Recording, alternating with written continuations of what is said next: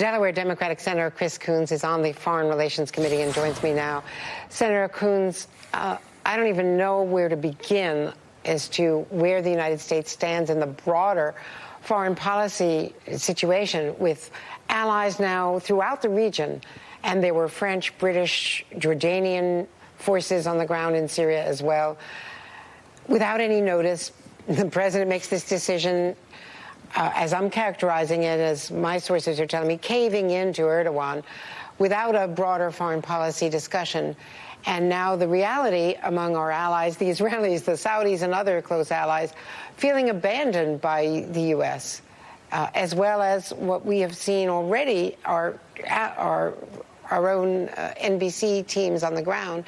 War crimes are being committed against NGOs and others allied with the Syrian Kurds. Andrea, this is going to prove to be a shameful chapter in American history in the region. I am concerned that our president, who made an abrupt decision without close consultation with allies and against the advice of a number of senior military and diplomatic advisors, is creating a chapter here where the only real winner is Russia. Let's walk through this for a minute if we can. President Trump said the reason he abruptly announced the withdrawal of American troops who had been serving alongside and protecting our Kurdish partners in northern Syria was because he wants to end the forever wars and bring our troops home. But in the same week, he announced the deployment of 3,000 more U.S. troops to defend Saudi Arabia. So he's not pulling us out of the region. He is shifting us in the region. And the abruptness, the lack of planning, the lack of consultation of this particular decision is producing chaos, casualties, and great increased risk to the United States, our security, and our regional allies on the ground. As you just detailed, Andrea, we've got potentially thousands of hardened ISIS fighters and their families escaping from detention. We've got a very real threat to American troops on the ground as the forces of Russia, Iran, and the murderous regime of Bashar al-Assad move north at the invitation of our former Kurdish partners and as Turkey advances into northeastern Syria. This is not making any American interest stronger or Americans safer.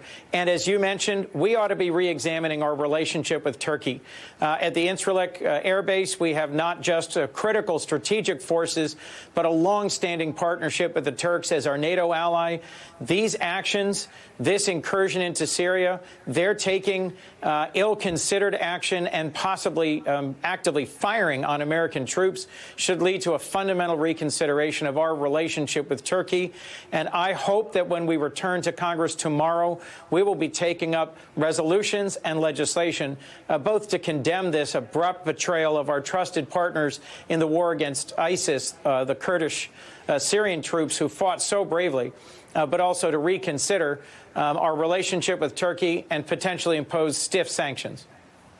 Sanctions, though, can hardly stop what's happening on the ground. That is not going to be soon enough to save the lives that are being lost, some of the lives that were lost this weekend, according to all reports from the region, including a 35-year-old woman who was trying to bring people together, a non-governmental worker there, humanitarian aid worker.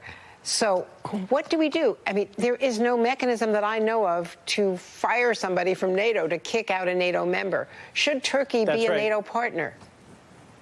We need to seriously reconsider that, Andrea. And, Andrea, frankly, the only thing that could change the situation on the ground now would be for President Trump to reconsider and reverse himself on this terrible decision. We are at a place where chaos is the most likely result, and there will be thousands of people, if not more, killed. There are atrocities already being committed against our former partners, the Kurds, and, frankly, the deep sense of betrayal on the part of the Kurdish Syrians who fought alongside our troops, who our troops trained and sustained and supported, and the very real increased risk that ISIS fighters will now attack the United States or American interests in the region means that this is a terrible episode in American history in the region. Andrea, I understand how many Americans are tired of seemingly endless wars. This is not the way for us to leave any of the countries in the region abruptly and chaotically, with no plan in place and with no real transition. This weakens our alliances regionally and globally, and it weakens the United States.